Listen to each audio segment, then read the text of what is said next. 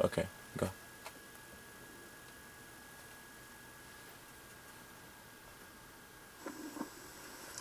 Has high drama been hit by lightning by any of the plays they've seen?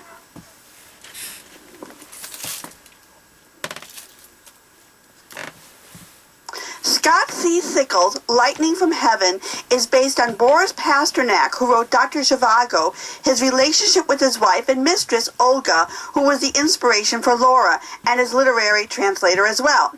Their run-in with KGB lawyers and guards for his subversive novel that was published in Italy and how this affected Olga's daughter. Tom Coates' usually fine direction suffered here by the stilted cinematic contrivances of the scenes flashing back constantly in an expository manner. It's an interesting topic that deserved a more exciting production. Despite the flawed production, the solid cast held my interest. I just couldn't understand why Olga was arrested and treated badly instead of Pasternak, who wrote the vile anti-Russian government book. Also, it's hard to believe a sympathetic KGB agent with humanity. It made me want to read Olga's memoirs, A Captive of Time, to understand why she chose a book over her daughter's suffering. So I am going to give this a mixed review.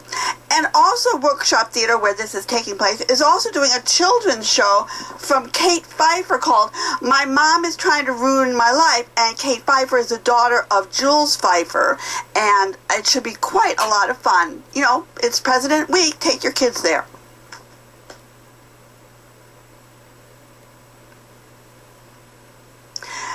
Camille comes to us courtesy of Stephen Hayes, who plays the courtesan with the cough of gold who falls hard for Armand and is willing to sacrifice her happiness for his. I somehow the other loved this play. I walked in. I loved the space, the stage, the red curtain, the way it was directed, all the actors standing at the bar, just like it reminded me of all the old days of Charles Ludlam and all the things we used to do in the Avenue C and D. I thought it was so much fun. I mean, maybe some of the cast members were not the greatest actors, but they were so much fun. I haven't had so much fun for the last couple of years. I just loved it. I loved the whole thing. I want to go back and see it again, and I recommend this show highly just for the space. Director was fantastic. I really, really loved it. We should say it was directed by John V. and Phillip. The sets and costumes, which really were good, were by Andrew Lauren Resto. He was assisted by Brad Baker and Noah Ruyer. Oh, sorry, I can't pronounce it. Anyway, on the whole, it was pretty funny and good. I just had trouble with the character playing Armand, Mark McBaron Kessler. He had no charisma, no pizzazz. He's supposed to be this passionate Robert Taylor guy, and he was just to me a wet noodle. So that's my only caveat was I'm sorry to, he might be fabulous in something else. He just wasn't up to snuff here. But everyone else was just wonderful. I loved the costumes. It was just fantastic. I agree. You only got till the February 24th to see it, but definitely give it a happy face. Very happy. Laramie project, which was done in 1999 at Union Square Theater, is back at BAM. It's a project by the Tectonic Theater Company. They all went to Laramie when Matthew Shepard, a young man who was beaten to death, literally, was hung up on a fence and was left there for 18 hours and finally died in the emergency room 5 days later.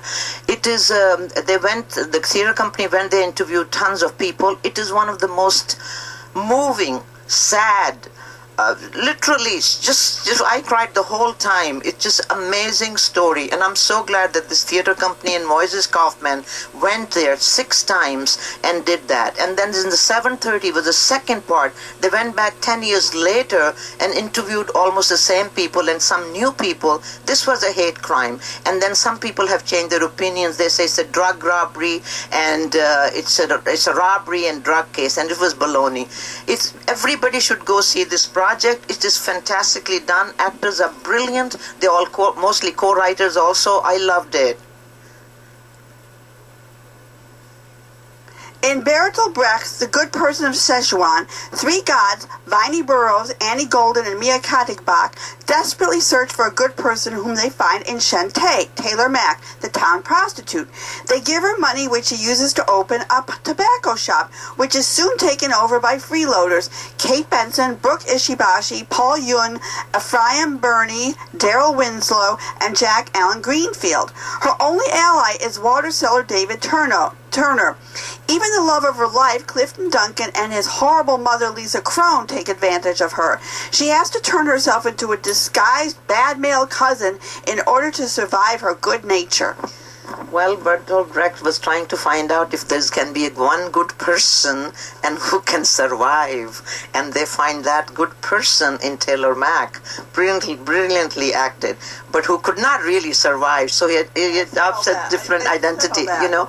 I enjoyed it very much. I loved the fact that Taylor Mack, when he was playing a woman, did not wear a wig. It was just like so unusual, and it was just so fantastic. Well, that's what a good actor he is, or actress, we should say, because it didn't. You felt he was a woman. You felt he was a bad man. You felt every character he put out there, and also we should say that it was directed by Lear de Bressonnet.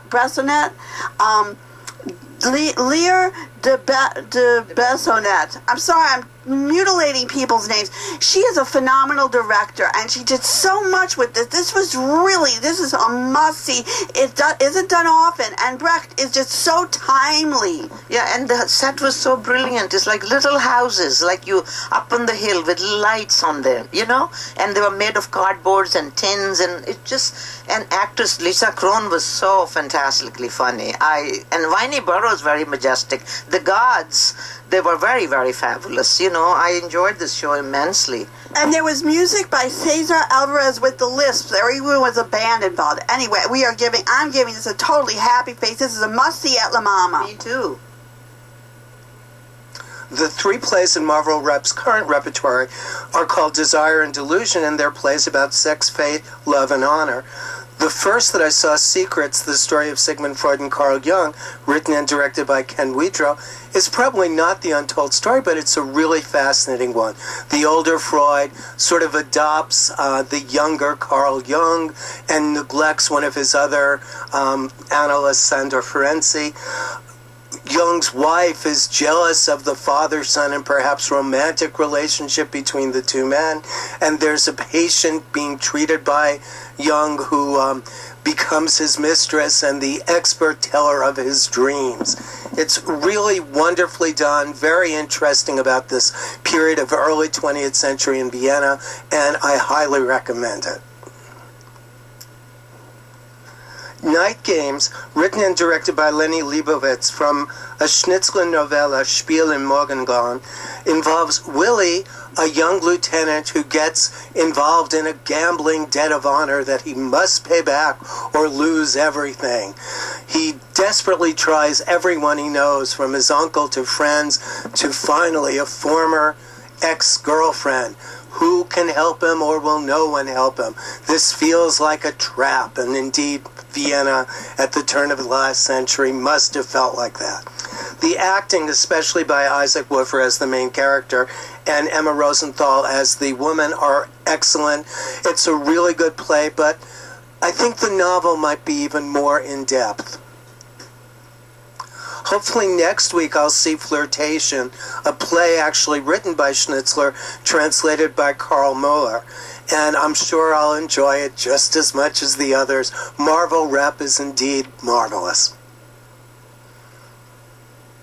Neil Konigsberg's Off the King's Road at Theatre for the New City is a sweet story of a man, Jack Davidson, coming to England to get over the death of his long-suffering wife from cancer.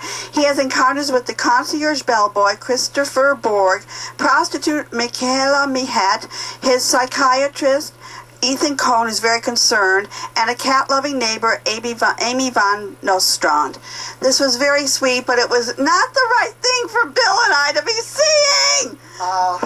I've never been where something theater was so profoundly relevant in our own personal lives at this time.